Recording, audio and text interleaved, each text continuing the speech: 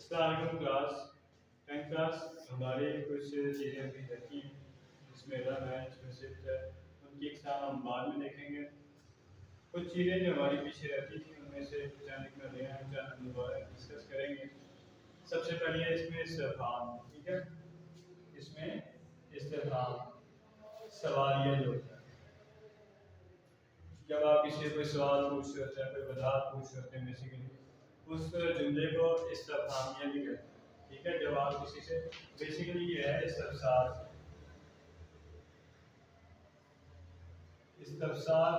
کیا جاتا ہے, کچھ پوچھا جاتا ہے کچھ. ٹھیک ہے, تو ایسے الفاظ جن کی میں سے کوئی وضاحت طلب کی ہے, کوئی بات پوچھی جائے, کوئی وضاحت لی جائے یا بات طلب کی جائے, بات پوچھی جائے, تو ان الفاظ کو ہم اس میں استفہام کے طور پر لیتے ہیں. جیسے کیا, کیوں, کہاں, کس وجہ سے, کس لیے, کیوں. اس طرح کے تمام وہ الفاظ جو سوال کرنے کے لیے مددگار ثابت ہوتے ہیں, سوالیہ جملے میں استعمال ہوتے ہیں, ہمارے کام میں آتے ہیں, وہ اس میں استفہام کا حصہ ہے. یا ہم کہہ سکتے ہیں کہ وہ اس میں سوالیہ یا سوالیہ جملہ یا استفہامیہ جملے میں استعمال ہوتے ہیں, وہ اس کا حصہ ہے. جیسے کیوں, کس لیے, کیا کیا, کیوں کیا, یہ تمام چیزیں اس میں استفہام ہیں. دوسرا جو ہمارے پاس ہے وہ اس میں تنقید ہے. اس میں تنقید اپنے نام سے وہ الفاظ جو کسی غیر معین, ایک ہوتا ہے لفظ معین یعنی طے شدہ, انگلش میں جو آپ کہتے ہیں ایگزیکٹلی, جب آپ کو فیکٹ فگرس کا پتہ ہو کہ 2 ہے, 3 ہے, 4 ہے, 5 ہے, زیادہ ہے, کم ہے, تو وہ معین ہوتے ہیں. اور غیر معین جن کی کوئی تعداد, کوئی حد نہیں ہے, جن کی کوئی حد نہیں, جن کے بارے میں پتہ ہی نہیں ہے, تو وہ الفاظ جو کسی غیر معین چیز یا کسی شخص کے لیے بولے جاتے ہیں. جیسے کہ کسی, کوئی, کچھ. اب ہمیں نہیں پتا کہ کسی سے مراد کون ہے, کسی سے مراد کتنے ہیں, کوئی سے مراد کتنے ہیں, کچھ سے مراد کتنے ہیں. کچھ میں تھوڑے بھی ہو سکتے ہیں, کچھ میں زیادہ بھی ہو سکتے ہیں, کچھ میں 30 بھی ہو سکتے ہیں, کچھ میں 2 بھی ہو سکتے ہیں, کچھ میں 3 بھی ہو سکتے ہیں. تو جو غیر معین جن میں تعداد کے بارے میں ہمیں نہیں پتا, وہ جب جملے استعمال جملوں میں وہ الفاظ استعمال ہوں گے تو ان الفاظوں کو اس میں تنقید کریں. یہ یاد رکھیں کہ ہماری جو بحث چل رہی ہے وہ لفظ پہ چل رہی ہے, جملے پر نہیں, جملے پر نہیں چل رہی ہماری بس لفظ پہ چل رہی ہے. تو جتنی بھی ہم چیزیں پڑھیں گے وہ تمام کی تمام الفاظ سے متعلق ہو. یعنی جیسے یہاں پہ میں لکھا وہ الفاظ جو کسی غیر معین شخص کے لیے بولے جاتے ہیں, وہ الفاظ جن کی وجہ سے کوئی وضاحت طلب کی جاتی ہے. تو الفاظ یہاں پہ ہے نہ کہ جملے.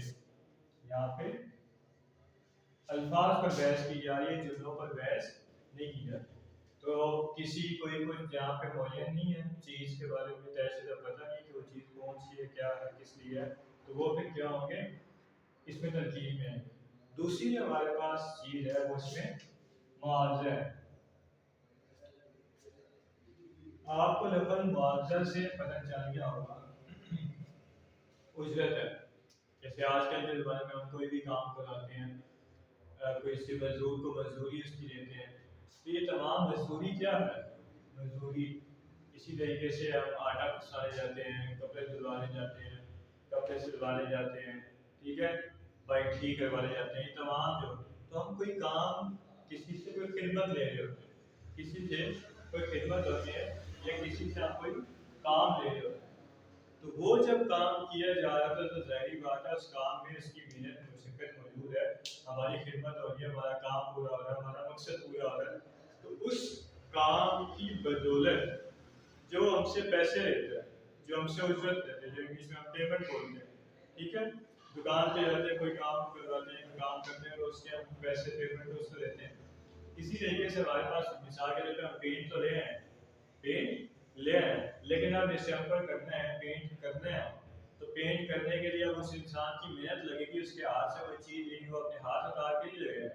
تو اس کی جو محنت لگ رہی ہے, اس محنت کے بدلے میں جو آپ سے اجرت مانگتا ہے یا وہ محنت کا جو بدلہ مانگتا ہے, وہ آپ اس کو ظاہر کرنے کے لیے جو الفاظ استعمال کرتے ہیں, ہم کس کی بحث کر رہے ہیں, الفاظ کی. تو وہ الفاظ جو کسی کی اجرت کو یا کسی کام کے معاوضے کو یا بدلے کو ظاہر کرتے ہیں, क्या होते हैं इसमें मुआवजा। क्या लिखा कोसम जो किसी काम की उजरत या मुआवजा बदला के मानी है, जैसे कि धुलवाई, पिसवाई, रंगवाई, ठीक है, ये तमाम की तमाम जो चीजें हैं ये इसमें मुआवजा मिलाई है।